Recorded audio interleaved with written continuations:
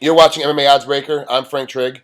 That is William Bubba Bush on the other line, getting ready to fight in Legacy Fighting Championships. He is taking on Larry Crowe. William is 5-2, and Larry is 6-2. Now, William, I've used William enough. I'm tired of it. I'm going back to Bubba. I tried. I can't. Excellent. You're a Bubba. I can't see you as a William. It kills me. Yeah, Every same. time I look up your history and look up your credit, I keep forgetting you're actually a William. It throws me off. I've only known you as Bubba. I've never known you. I thought that was you're from Texas, so I thought that was your name. I just thought that's the name your parents gave you. It's pretty close. I was born in Mississippi, weighed 10 pounds, 13 ounces, so that's what they called me. Yep, Bubba's stuck and it still works. Still going Yes. okay. What's new for this training camp? What did you do new to get ready for Larry Crowe? Everything. This training camp was worlds different from anyone I've had. I quit my day job, started going full time MMA, coaching, training. Yeah, thank you. So we'll see. I jumped off that cliff. I went to Austin for a week, stayed with Tim Kennedy, did everything he did, just followed him around. I went to Houston for a week. We both trained with Andrew Craig and followed his camp around. Brian Melicon a little bit. They just all fought in the UFC 162. Yeah. So, and they all won. So I know I had a good training camp. I know I had good training partners. I got the right people.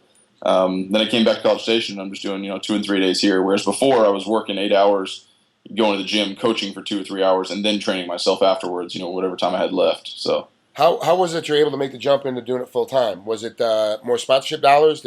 Is Legacy and Mick Maynard paying you more money, or did you just finally say screw it? I'm just going to do it and see what happens. More the latter. So we're creeping up there. You get a little bit more every time, but I don't make enough off 3 fights to live on for the year. It's still it's a passion project. So I'm going more full time at the gym, working on my own business, and that's going to hopefully support this. So I'm just going to be poor for a while, basically. But I wanted to give it a fair shot, not keep putting it on the back burner and doing it halfway. Let's talk about John Kirk, your last opponent back in Legacy 15. That was back in November. You smacked him out. First round TKO. You beat him up with punches and elbows. Was John Kirk a worthy opponent? Because I watched the fight. He didn't seem like he was in the same format as you. Like you walked in and you were kind of a way better fighter than him. He just didn't really have the game. Is there something that changed during that training camp as well, or was just John overmatched that night? I mean, I had been training for a title fight before that fight as well. So, I've been working through a long camp, came in good shape.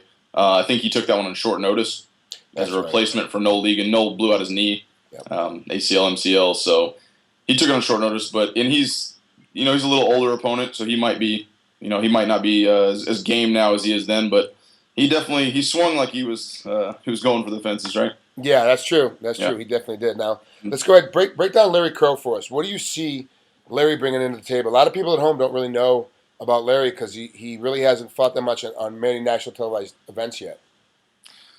Well, Larry is just a consummate athlete. Very strong, brings a ton of muscle to the game. Very athletic.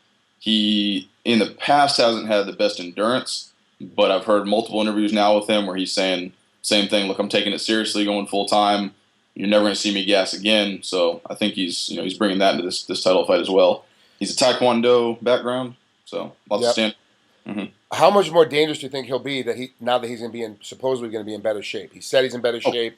Immensely. He's going to be a lot more dangerous. Immensely, yes. He already had one punch knockout power. He already could throw power late in the game. He would rest on his knees sometimes. Third round he would take long breaks, but then he'd come out and be just as explosive as he was in the first. So if he can do that for 5 rounds, immensely more effective, immensely dangerous. I see this fight as being a tough matchup for both you guys. You bring a little bit different to the table, but you're both really good at the stand-up game. And I'm wondering, spending that time with Tim Kennedy, are you going to really practice? Are you going to go in with the mindset of the moment that you see him fade or start to back off, or you hit him hard enough, you're going to go right for the takedown and try to do a little more ground and pound than normal? Well, that's usually my game. That's no secret. I like the wrestling. If I can hit him without him hitting me back, I love ground and pound. I think that's. But you've been spending the last couple of fights. You've been spending a lot more time on your feet and not using his wrestling as much, unless there's a situation where you felt like I'm a little bit dangerous. I'm having a hard problem. Okay, now I'm gonna jump back to wrestling because your hands have gotten so much better. You're typically relying on your hand speed and your elbow speed a lot more than you were in the past. I don't know. I don't know if we're watching the same fights. I'm comfortable on my feet now, so yeah, I think I am getting a lot better all the time. I practice it a lot, but I use it as long as I need to, and then if someone can stop my shot, then I'm going to fight them on their feet. If they can't, then why trade punches when you can be all one way? Yeah, true. Now with Larry, obviously not only his shape, and like you say, he's got that one punch knockout power. He's got some real funky kicks when he decides to use them. Is that going to be a range problem for you, trying to stay inside of his kicks or all the way outside of his kicks? It's always a consideration. I don't think it's going to be necessarily a range problem. He's very explosive too. He's coming in and out. He can cover a lot of distance as is, and he's got long arms, huge reach for his short height. His legs, on the other hand, they're about average. So I think I'm gonna have to watch out more for the hands than the kicks. The kicks are gonna be normal from anyone. They've got longer reach with their kicks than they do with their hands. So it'll be about normal.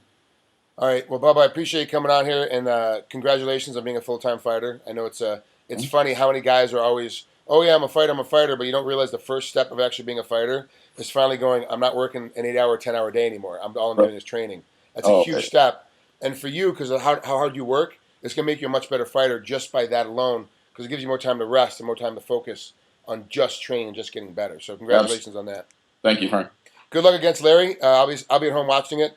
I think this fight's going to be a barn burner. I do see you end up getting it to the ground and beating him up from the top on ground and pound, just stylistically how you guys match up. But I think Larry's kicks are going to give you a little bit of a fit in the very beginning if he truly is in better shape.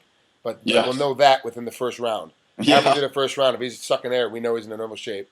Yeah. Hopefully, regardless, I can make him tired. So. Exactly. That's the game plan. Yeah. All right, Bubba. Take care, man. We'll talk to you soon. Thanks, Frank. Good talking to you.